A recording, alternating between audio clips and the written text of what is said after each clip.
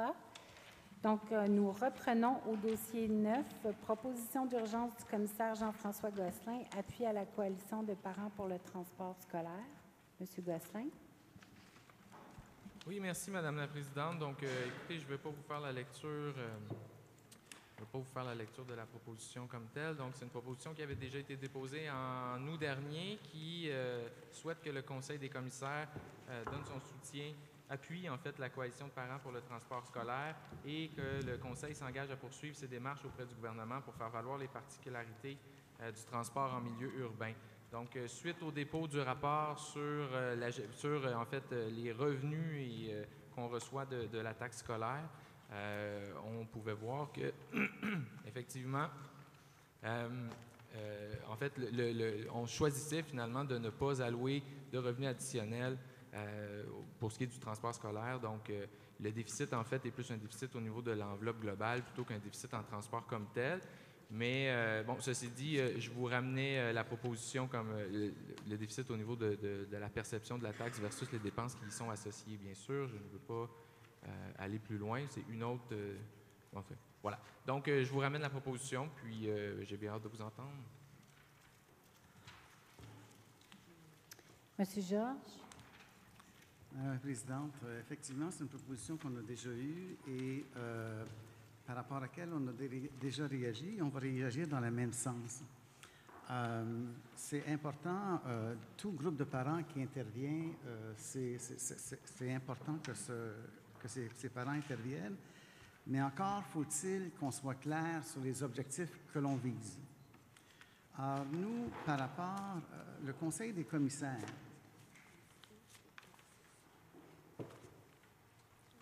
excusez, on est déconcentrés, oui, mais ça, c'est notre proposition. Les amendements de M. Les amendements sont à la fin. Ah, excusez. Le Conseil des commissaires a déjà pris position sur la politique de transport. Il a adopté une politique de transport et dans un autre document, il s'est exprimé sur la politique de transport.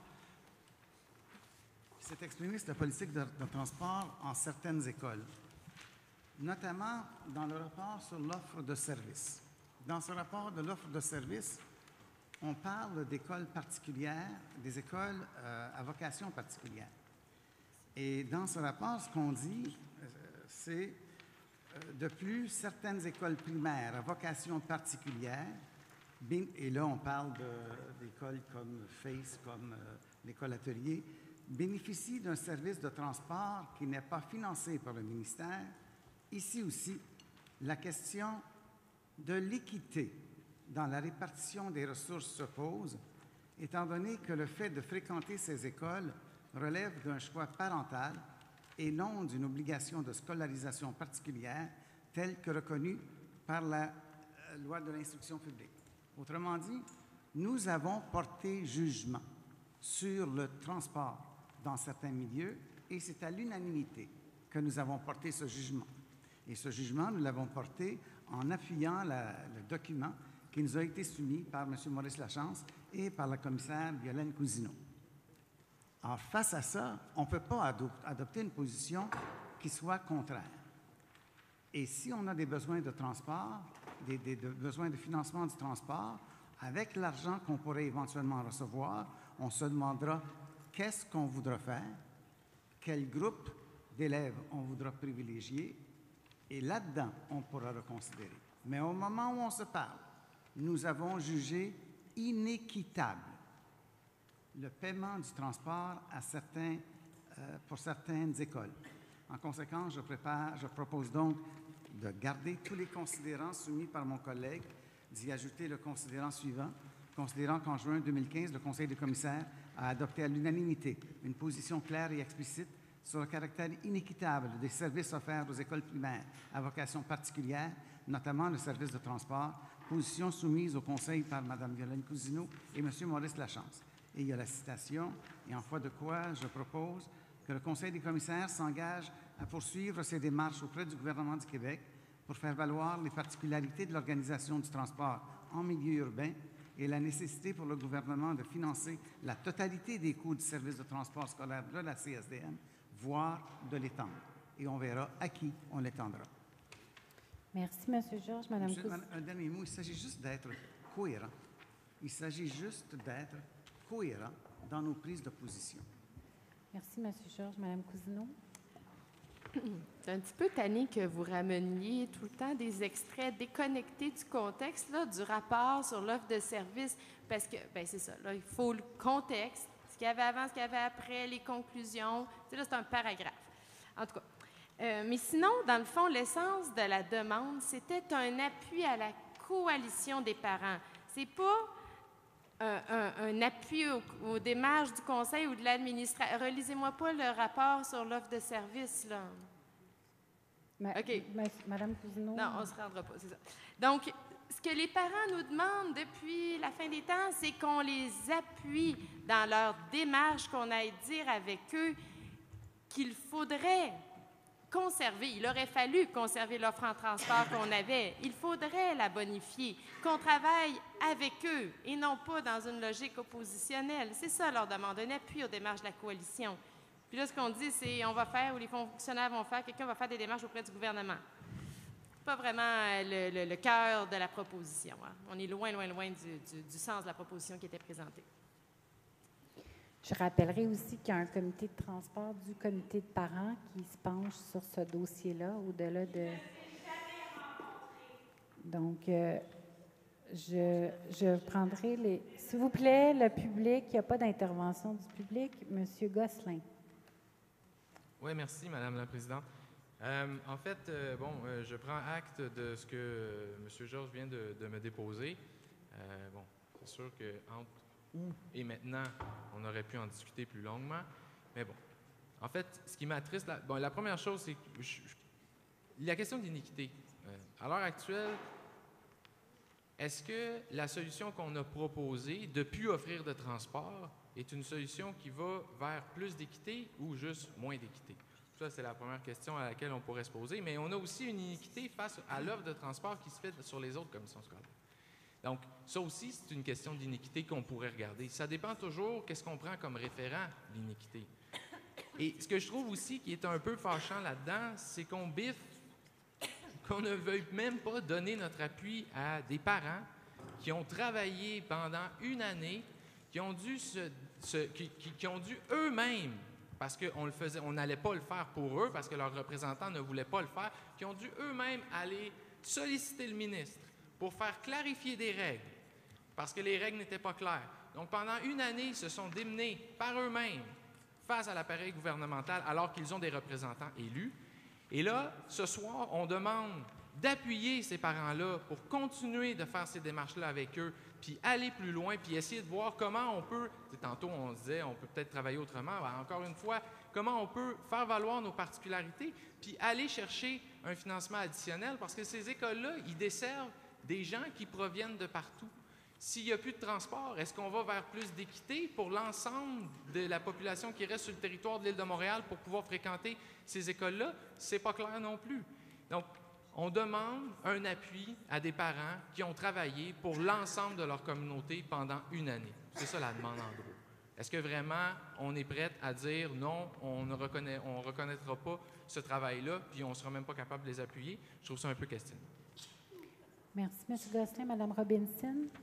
Oui, merci. Simplement pour information, je voudrais préciser que le comité de transport du comité de parents attendait le dépôt du rapport afin de tenir sa première rencontre, que depuis, il y a eu la semaine de relâche et que nous tentons difficilement de faire concorder les horaires de tous les parents bénévoles qui font partie de ce comité et que la rencontre finira par avoir lieu quand on trouvera enfin une date qui convient à tous ces bénévoles qui donnent leur temps pour ce comité.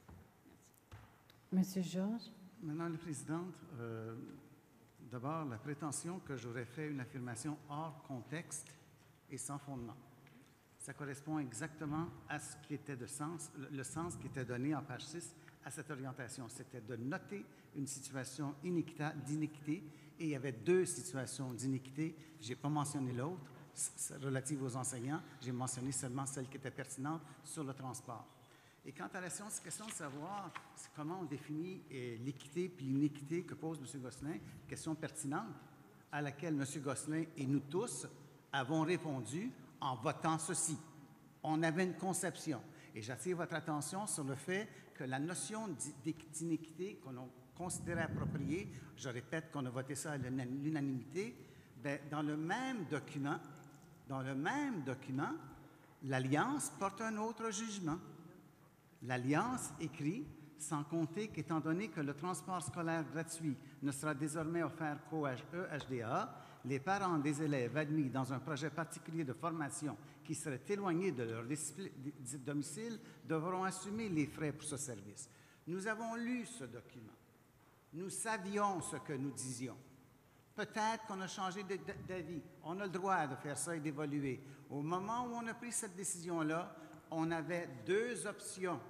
La première, celle qui était suggérée par M. Lachance et Mme Cousineau. La deuxième, proposée par l'Alliance, deux positions contraires. L'un dit que c'est inéquitable, l'autre dit que ça va devenir inéquitable si on ne l'offre pas. Alors, nous savions ce que nous faisions.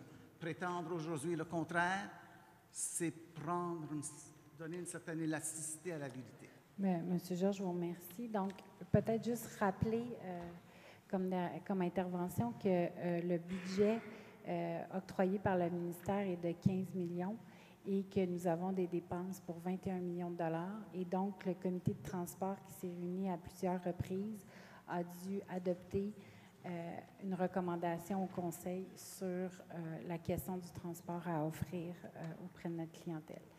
Question d'ordre, Madame la Présidente. Je n'avais pas fait attention au titre de la résolution. Il faudrait vraiment le changer, là. On pourrait dire ça devient une résolution sur le transport. D'accord, résolution sur le transport et non appui à la coalition.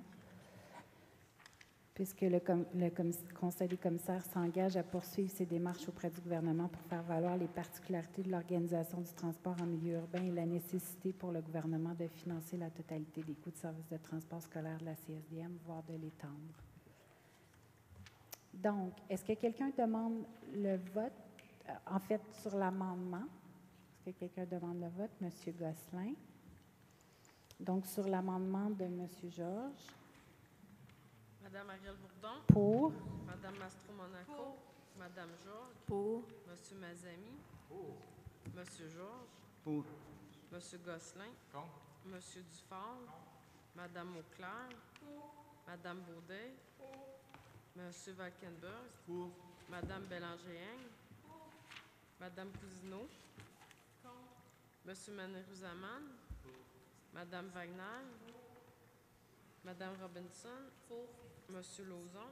Pour. Madame Druliol. Donc, 14 pour, 3 contre. Donc, nous sommes maintenant au dossier 10. Sur la sur la principale avec les amendements. Donc, est-ce que quelqu'un demande le vote? Monsieur Gosselin demande le vote. Donc, sur la nouvelle résolution sur le transport avec les amendements de Monsieur Georges inclus. Madame Ariel Bourdon. Pour. Madame Mastro-Monaco. Pour. Madame Georges. Pour. Monsieur Mazami. Pour. Monsieur Georges. Pour. Monsieur Gosselin. Monsieur Dufort. Madame Auclair. Madame Baudet. Monsieur Valkenburg. Madame Bélanger-Hein. Madame Cousineau. Monsieur Manirou-Zaman. Madame Wagner. Madame Robinson. Monsieur Lauzon. Madame Druliol. 14 pour,